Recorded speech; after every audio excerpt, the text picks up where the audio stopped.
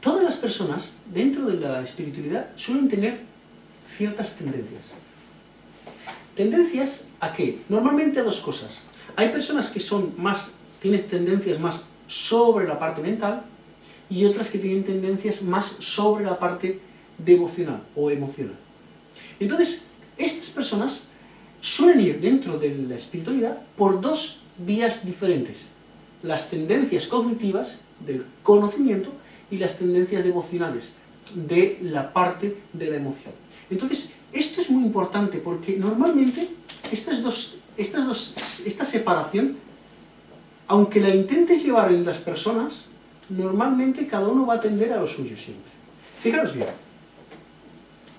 en las tendencias cognitivas de una persona nos podemos encontrar a las personas que van más dirigidos a la parte de la filosofía. Hay otros que van más dirigidos a la parte de la ciencia. ¿Por qué son tendencias cognitivas? Porque quieren buscar el conocimiento.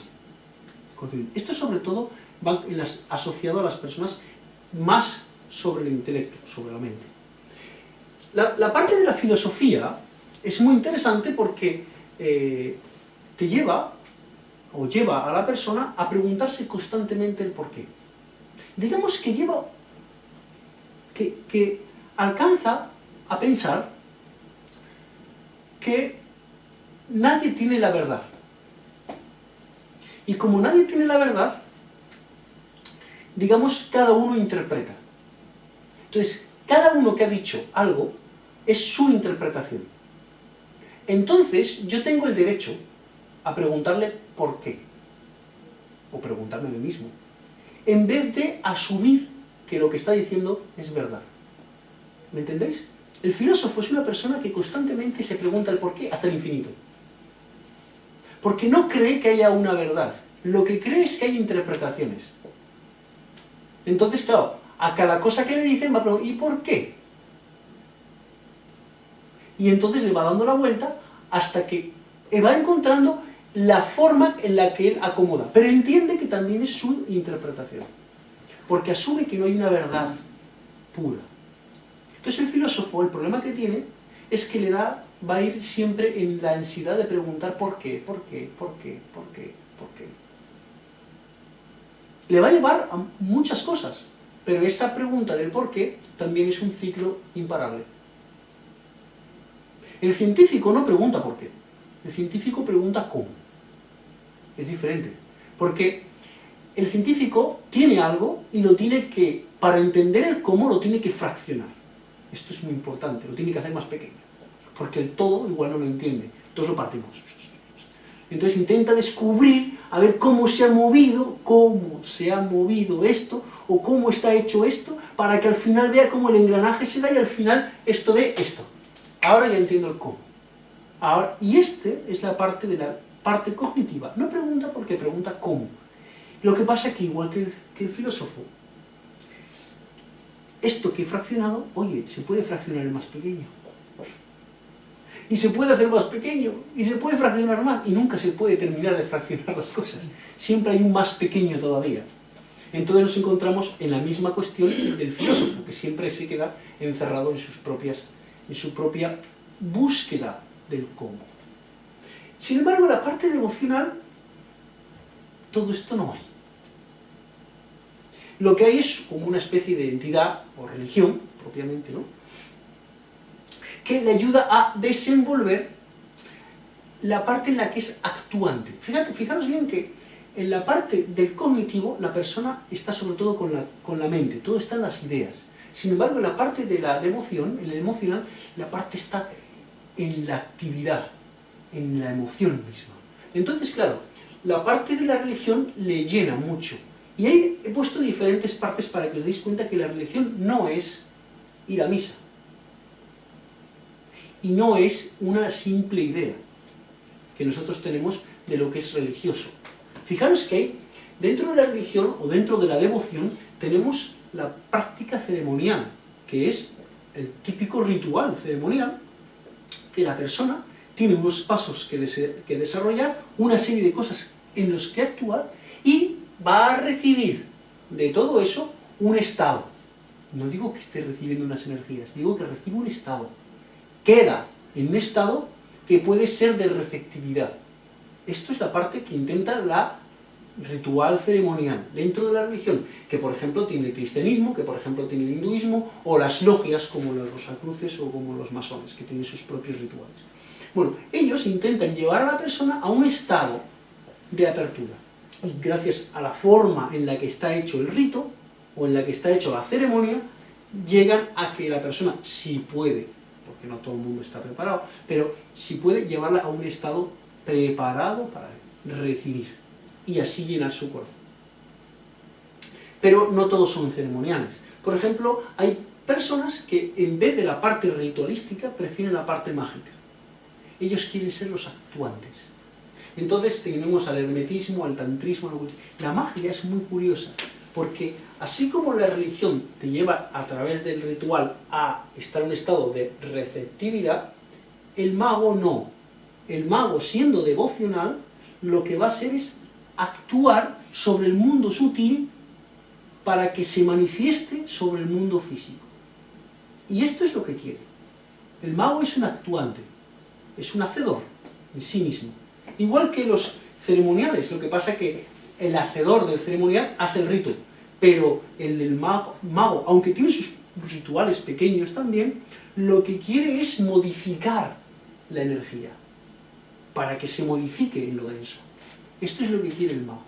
Entonces hay cientos de prácticas mágicas dentro del hermetismo, el tantrismo mismo, y el ocultismo tiene prácticas para todo eso, con elementales, con astros, con planetas y demás. Y luego tenemos una religión atea. ¿Puede ser? ¿Religión atea? Sí. Atea sin Dios. Pero tenemos el budismo, que es el budismo, a veces, nosotros, a veces un poco ignorantes, pensamos que el dios del budismo es Buda, porque está ahí, pero Buda no es un dios. Buda es iluminado, es una persona que se ha hecho a sí misma, pero no es Dios, no es un dios como tal. Es una persona que se ha trabajado su propia iluminación. Entonces, claro, dentro de la religión también hay la parte devocional en la que hay una parte en la que ve a Buda como el elemento al que quiere llegar, y toda la parte que corresponde por medio hay que ir ejecutándola, que son un montón de cosas. Entonces, vamos viendo cómo hay partes, en el yoga igual, hay partes en las que estamos unos involucrados más aquí o otros involucrados más aquí. Hay partes, por ejemplo, como en el yoga, que se centra más en la meditación. En el budismo también, por ejemplo. Todo lo que es esto es siempre más dedicado a buscar un estado mental. No tiene nada que ver con la parte mágica y no tiene nada que ver con la parte ceremonial. Sin embargo, lo reducimos sobre todo a la parte más emocional. El caso, con todo esto, es que da igual en la tendencia que estéis o en la tendencia que se tenga dentro del camino, al final siempre hay que llegar a la enseñanza. La enseñanza viene porque, lógicamente, yo no sé nada. Yo tengo que saberlo. El camino interior tiene pasos, tiene etapas. Entonces, claro, ahí vienen, fijaros, patrones de conducta dignos, elevados. Tenemos indicadores filosóficos. Anda que no tenemos filósofos con sus frasecitas esas del WhatsApp, que nos envían para decirnos lo que es algo superior, o del Facebook. Esos indicadores filosóficos tenemos cientos. Yo creo que se mueve más en las redes sociales eso que cualquier otra cosa, ¿no? Tenemos máximas trascendentales, normas de los predecesores, y eso es importante. Alguien que ha hecho algo grande en la historia, que ha dejado como una serie de escalones, de frases hechas que dices tú, este hombre si llegó a esto, lo que dijo era importante. Entonces asumimos que esa es una norma, algo importante que él utilizó y que yo tengo que utilizar. Guía ética del buen hombre, pasos y preceptos. Claro, todo esto son fundamentos. Yo necesito a alguien que me diga qué tengo que hacer. Y la enseñanza es todo eso. mandamientos, versos y parábolas. Las parábolas en el cristianismo son fundamentales. Que te digan en una historia, con una moraleja, con una ética de fondo, que te permitan entender, pues yo tengo que hacer así, pues yo tengo que hacer de esta manera. Entonces, ¿qué pasa? Que todo esto es lo que va a constituir mi desarrollo.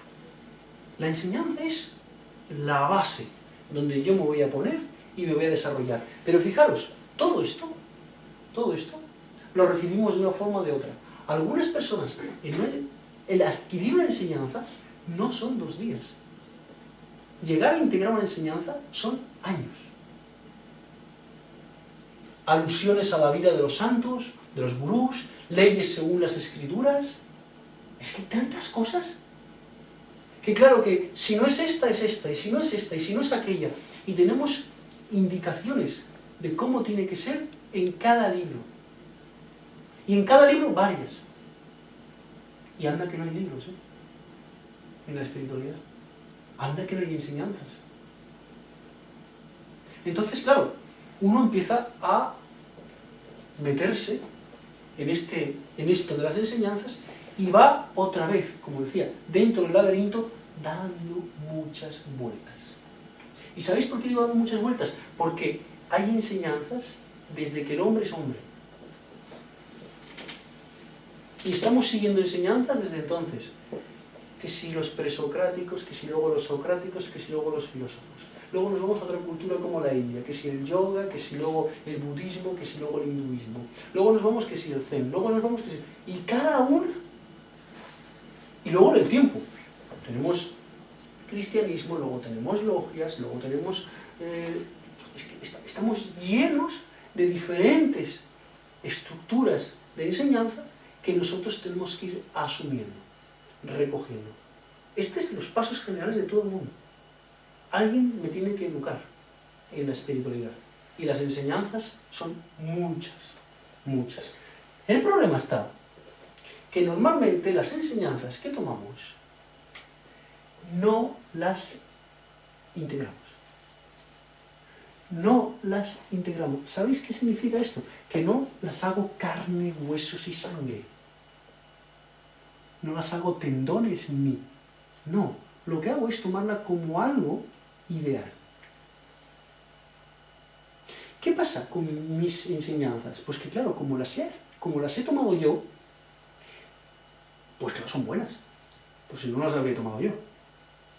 Entonces, pero como no son mi integración, sino que son las ideas de otro, que yo he capturado, pero yo no he vivido, yo no he experimentado, son las que me he asumido para mí, ¿qué pasa? Que esto se convierte en lo que un hombre vivió, que yo creo que tiene que ser para mí, y que es lo bueno, no, lo mejor. ¿Qué pasa con esto? Que aquel dice lo mismo de sus enseñanzas. Y aquel dice lo mismo, y como hay libros y enseñanzas para todo el mundo, pues entonces tenemos dentro del budismo los rollos de los budistas. Dentro del cristianismo, los rollos de los cristianos. Y dentro del zen, los rollos del zen, y todos están en rollos. ¿Por qué? Porque nadie ha integrado la real profundidad de lo que dijo, de lo que dicen esas enseñanzas. No lo han hecho carne, huesos y sangre y tendones. No, no. Lo que han hecho ha sido solamente coger la idea. ¿Qué significa esto? Que nos quedamos con lo ético, con lo moral, con la parte que es lo bonito, pero me lo quedo como una forma así, como el que se guarda un calendario, ¿no? En el bolsillo, algo que tienes ahí a mano, pero que no está en ti, no lo vives tú, es algo útil y nada más. ¿Y por qué es útil? Porque cuando alguien me viene con algo, yo puedo decir, y esto es así, así, así, así, así. Y si me viene otro con otra cosa, y esto es así, así, así, así, así, así. Pero no lo digo porque yo vivo eso, lo digo porque este lo dijo. Y entonces llegamos a las contradicciones, porque este dirá esto, No lo entiendo. Y cuidado, porque de las contradicciones entramos en las luchas. Tú no tienes razón, yo sí tengo razón. Y de las luchas entramos en las guerras, porque anda que no hemos tenido guerras santas. Y batallas de religión. Y colonizaciones. Que a mí, personalmente, más que llamar colonización, por ejemplo, a la entrada de las colonias en América, yo le llamaría evangelización, porque fuimos principalmente a meter el puro cristianismo allí.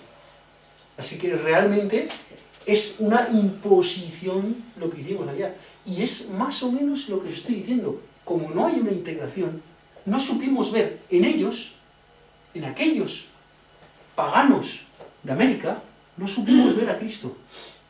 No supimos ver a Dios. ¿Por qué? Porque no estaba en mí. Y como yo no lo tenía, no lo podía ver en los demás. Entonces, lógicamente, si no hablan de lo que yo hablo, ya está. No tienen a Dios. Y esto es lo que nos ha pasado en todos lados. Cuando se integra una enseñanza, lo primero que te das cuenta es que todas tienen su Dios, su verdad. Y debemos entender esto. Pero nosotros, como no las integramos, lo que hacemos es luchar. Y batallamos. Y nos pegamos. Y negamos cualquier otra enseñanza que no sea la que yo tengo. ¿Verdad o mentira? ¿He dicho algo que no corresponde? Todos sabemos que esto es así, porque todos estamos y todos hemos estado viendo cómo funciona por años todo esto. Pero vamos a una pregunta. ¿Qué enseñanza entonces es la verdadera?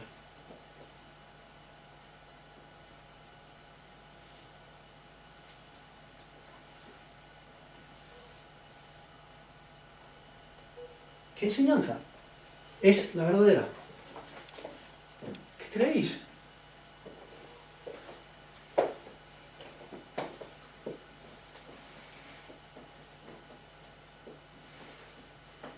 Bueno, las enseñanzas intentan estas organizaciones. Hay una organización detrás. La organización corta o dice verdades, pero no llega a integrarlas en los seres humanos, porque la organización quiere también un provecho. Sí, yo pienso que la enseñanza verdadera es toda aquella que te libera del sufrimiento. ¿Cuál? ¿Cuál, por ejemplo? ¿Cuál sufrimiento? No, ¿cuál enseñanza? Toda la que te libere del sufrimiento, sea la que sea. ¿Pero hemos encontrado alguna que libere del sufrimiento? ¿Eh? ¿Hemos encontrado alguna que libere del sufrimiento? Yo no. Personalmente yo no he encontrado ninguna. Yo creo que es muy difícil saber la verdadera. Quizás lo que estamos en condiciones de aprender en la que nos vamos metiendo. Lo que estamos en condiciones de asimilar y poder compaginar una cosa con otra. Sí, efectivamente, entramos normalmente en la enseñanza que corresponde al nivel en el que nosotros estamos. Es cierto. Pero esa es la verdadera. Yo creo que hasta que no hemos recorrido mucho camino no lo vamos a saber. La que consigue la armonía, la que consigue la felicidad, esa es la que no ha... Todas esas tres cosas, esas cosas que nos han dicho. Que nos han dicho, sí. Nos han dicho. Pero no es lo que nos han dicho, es lo que vivenciamos nosotros. Claro, porque si no dejamos la enseñanza No lo en la ética. vivencias, es que es una pura teoría. Lo dejamos en la ética, en la Solo moral. aprendes cuando... Y a lo mejor esa puede ser tu verdadera enseñanza para ti personalmente, pero no hay una sola verdadera. Sí, lo puedes vivenciar, pero no permanentemente. Luego está en mantener ese estado. Porque... Pero, por ejemplo, si hablamos de sufrimiento, como habías dicho, Albert, quitarse el sufrimiento, una enseñanza, te lo quita del todo, no te lo quita a medias. yo no conozco ninguna que te la quite del todo. Claro, ahí está. Ahí está. Que parece ser que... Pero todas hablan de que... El mismo budismo dice, Buda se quitó su sufrimiento, pero luego dice, no, pero es que hay que quitar el de todos los seres. Pero ¿y dónde estamos entonces? Porque en este momento, os pregunto, en este momento, ¿estamos siguiendo alguna enseñanza como tal? ¿Tenemos alguna ética? Seguro que sí. Algo, un fondo de algo está hirviendo en nosotros. Y creemos en ella, ¿por qué? Porque si no, no lo seguiríamos. Y pensamos que es la verdadera. No, yo no lo pienso. Sin embargo, lo sigues como tal. Bueno, porque yo consideraré si a mí me sirve, ¿no? Bajo mis experiencias y lo que yo deduzca de cómo me siento yo, pero darla por verdadera no. Seguramente que muchas veces puede mejorarse o puedes vivir otra experiencia que te lleva a sentirlo de otra manera y a lo mejor te cambia la visión de la otra que tenías. No, yo creo que no. Yo lo que hago es buscar, porque llevo buscando y soy buscador y me pregunto y me cuestiono y busco y me pregunto. Ahí está, ahí está. El buscador realmente lo que hace es, claro, no tener la claridad de estar situado en lo que es verdad. Entonces, por eso se mueve. Por eso es buscador. Porque si no, no se movería. Si yo supiese que esta enseñanza es absolutamente verdadera, yo estaría establecido ahí, a muerte con eso. Pero sin embargo, como no lo sé, tengo que estar en posición buscador, hasta que yo pienso que un día me aseguraré de que esto sea así. Fijaros bien, porque es muy curioso, hay muchas personas que dirían, enseñanza verdadera la mía. Pero eso es fanatismo. Pero lo dirían, Sí. claro, lógicamente. Pues no lo dirían, no lo dicen. Lo dicen. ¿Por qué dicen que la suya? Lógicamente porque ellos la siguen. Enseñanza verdadera la suya. Sin embargo, es lo que os digo.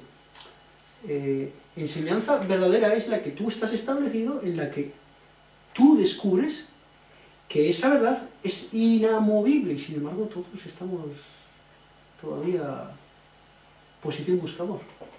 No estamos asegurados en nada. Por lo tanto, si no estamos asegurados en nada es que dudamos todavía de algunas partes de nuestra propia enseñanza. Y los que estamos aquí podemos haber venido de varios caminos diferentes. Cierto. Pero sin embargo, es curioso que hemos llegado por alguna afinidad a un establecimiento en el cual hay algunas bases entendidas y otras por entender. Pero todavía todos buscadores. Porque si no, no estaríamos aquí.